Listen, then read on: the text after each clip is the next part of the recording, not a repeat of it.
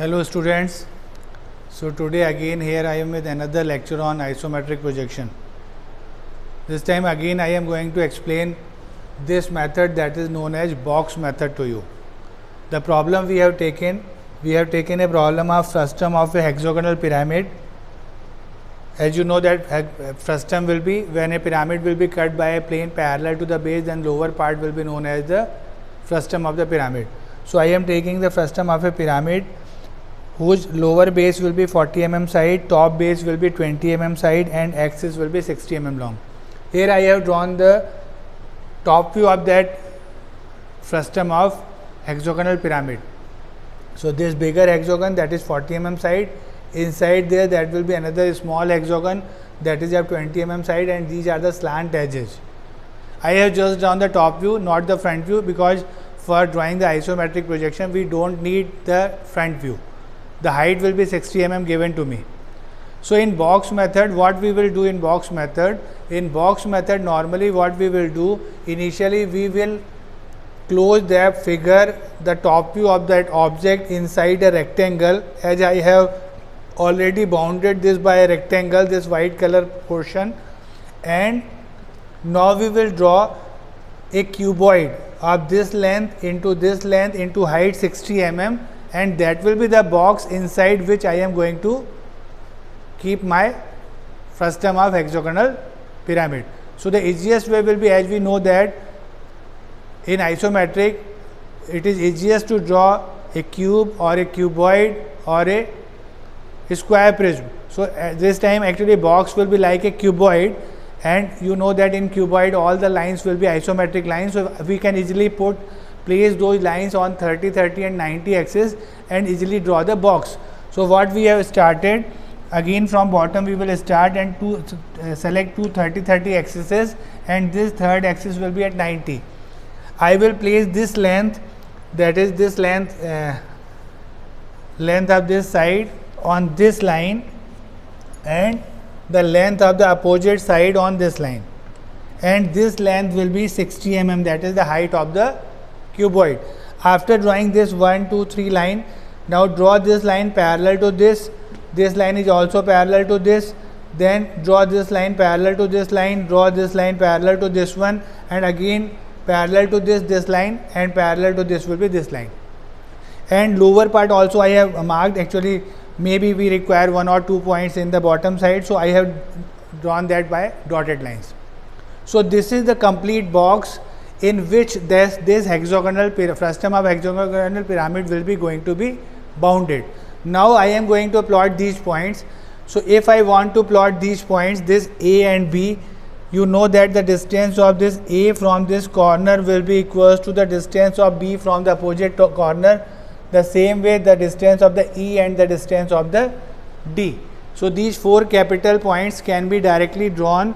So this will be point A, opposite side will be point B, then on this line there we will get the point E, and I don't think I need the backside point, that is D, that may be not required to me, but okay, I will mark that point also.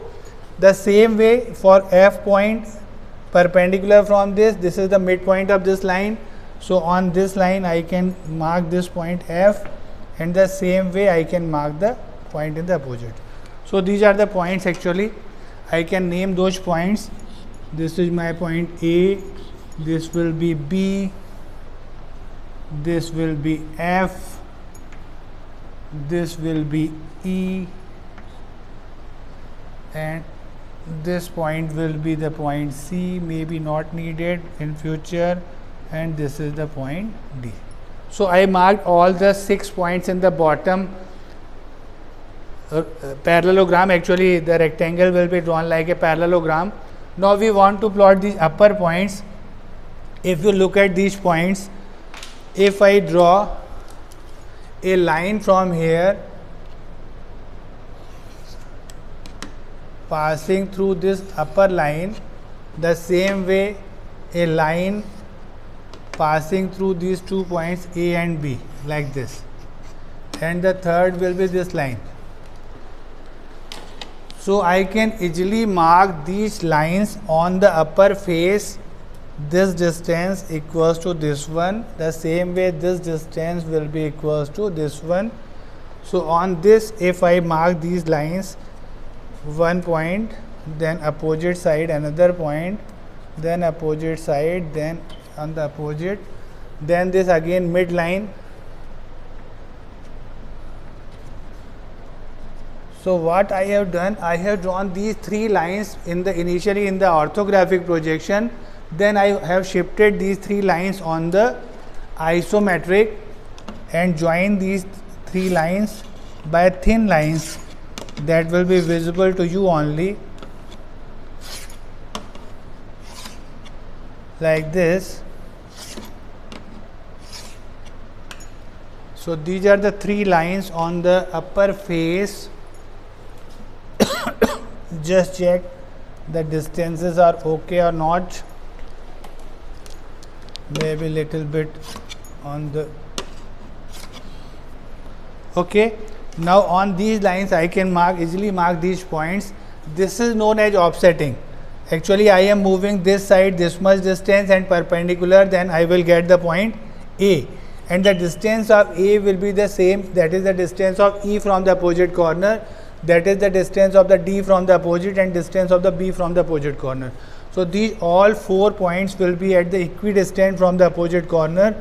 So mark these 4 points, 1, 2, 3, 4.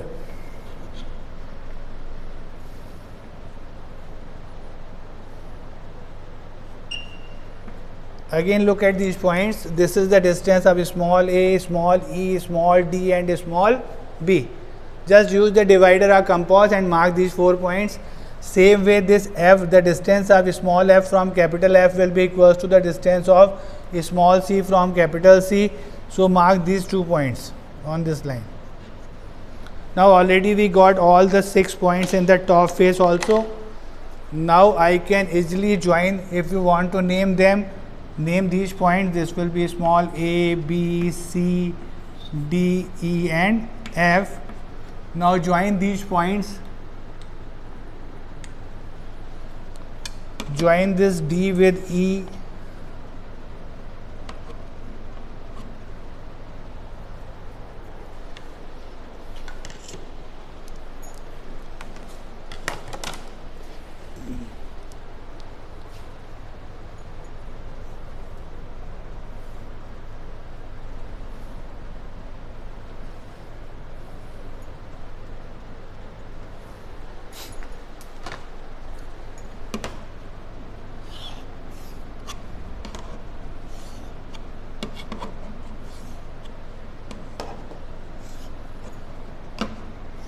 Join all those points. Don't think about what is the shape of the figure. Now in the lower part also we can join this A with B and A with F. Now join this F with small f with capital F, like this. Join this small a with capital A and join this small b with, as I already told, there is no use of this point capital C, that is not needed. Then finally this E point will be joined by capital E and join this E with point F. Now look at the figure. There is no need to draw the backside points. There is no need. If you want to draw, you can draw. In isometric projection we will say that it is not necessary to draw dotted lines. If you feel that is needed, then you can, but right now I don't think there is a need of drawing those points. So if I little bit lighten this backside portion, remove this one, the figure will look better. There is no need of the point D also. Now look at this figure. This is the isometric projection of a hexagonal frustum of a hexagonal pyramid, and this is very interesting method that is known as box method. With the help of this method you can draw isometric projection or isometric view of any of the machine objects also. In next class, I will select a problem on machine drawing.